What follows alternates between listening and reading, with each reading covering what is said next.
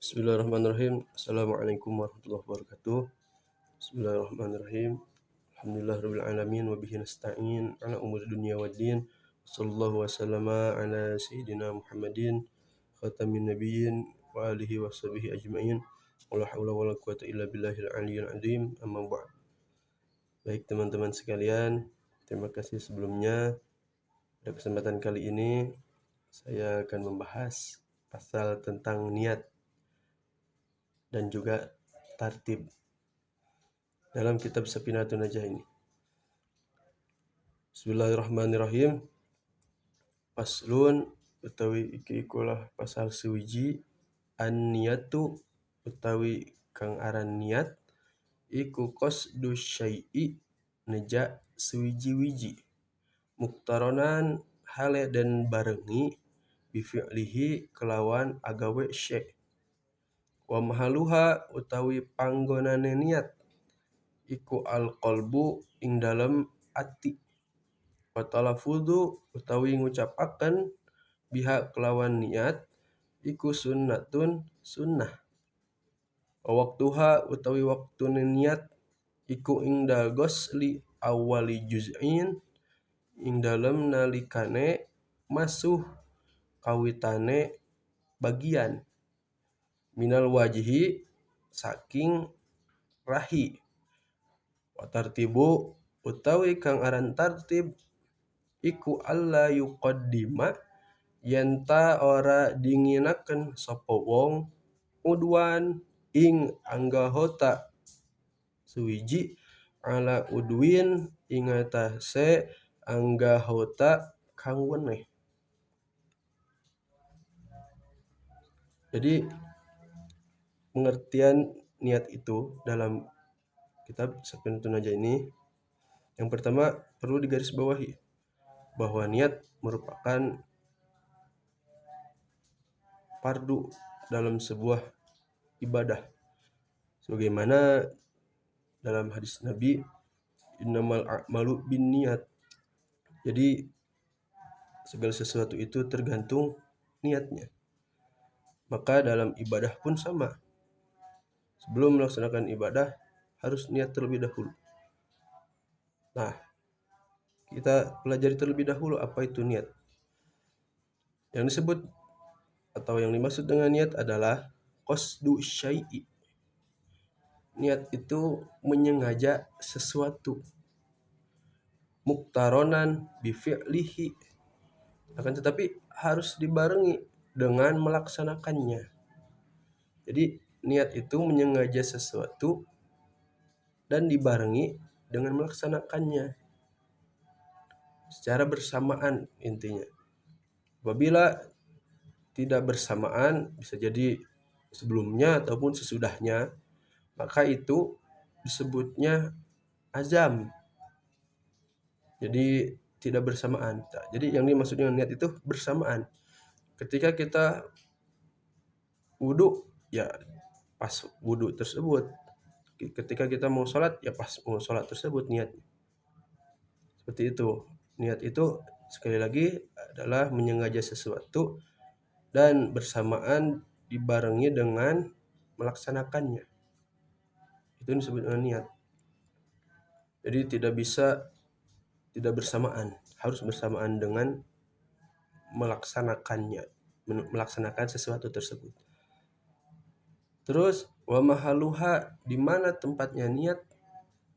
Al-qalbu, tempatnya niat itu dalam hati. Tempatnya niat di dalam hati. Apabila diucapkan, di sini ada keterangannya wa talaffuzu biha sunnatun. Yang diucapkan itu adalah sunnah. Jadi yang wajibnya itu di dalam hati.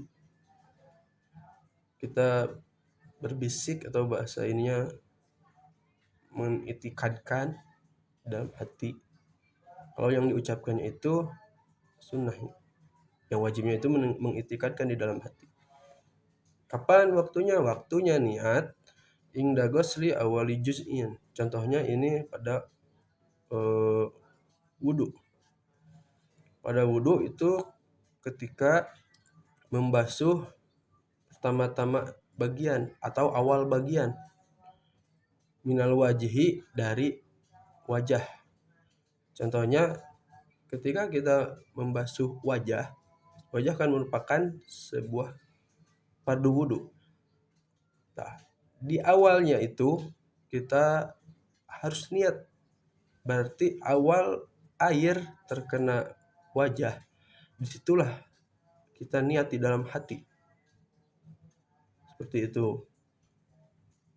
Ketika awal air kena ke wajah kita, di situ kita langsung dibarengi dengan niat di dalam hati.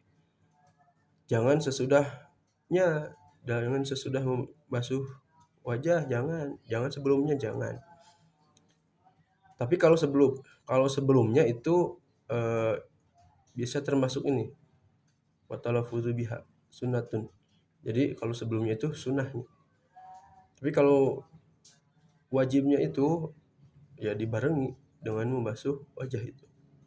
Itu niat. Contohnya kalau dalam sholat seperti apa? Ketika takbiratul ihram. Takbiratul ihram kita sholat Allahu Akbar, lapannya itu Allahu Akbar.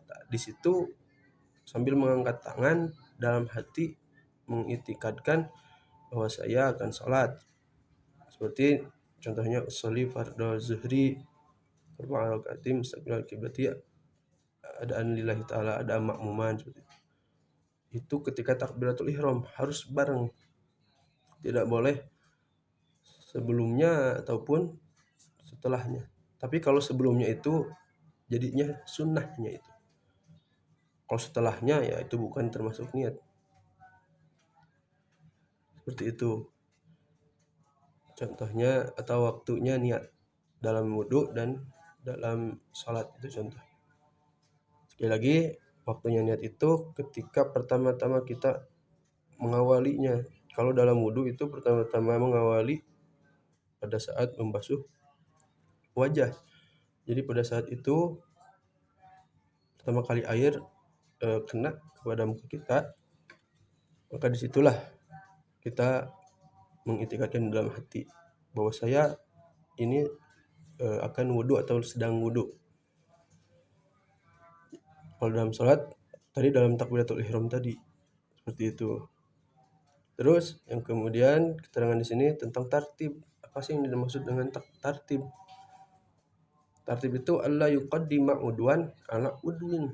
Alla yuqaddima udwan, tidak mendahulukan anggota ala udwin atas anggota yang lain.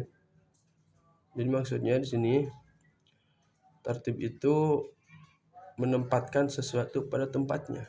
Ketika ada anggota badan yang harus dibasuh pada saat duduk, misalnya itu yang pertama wajah, ya itu harus didahulukan. Tidak boleh ada yang mendahulunya sebelum wajah. Contoh, kita sebelum wajah malah membasuh kaki terlebih dahulu, itu tidak boleh. Jadi harus mendahulukan yang emang seharusnya dahulu sesuai dengan keterangan sebelumnya. Itulah yang dimaksud dengan tartib, mendahulukan sesuatu yang harusnya emang dahulu sebelum sesuatu yang lain ya, seperti itu tartib. Intinya menempatkan sesuatu pada tempatnya yang sudah sesuai intinya dengan aturan agama ini. Cukup sekian, mohon maaf sebelumnya bila ada kesalahan, mohon koreksinya. Terima kasih. Wallahu a'lam bishawab.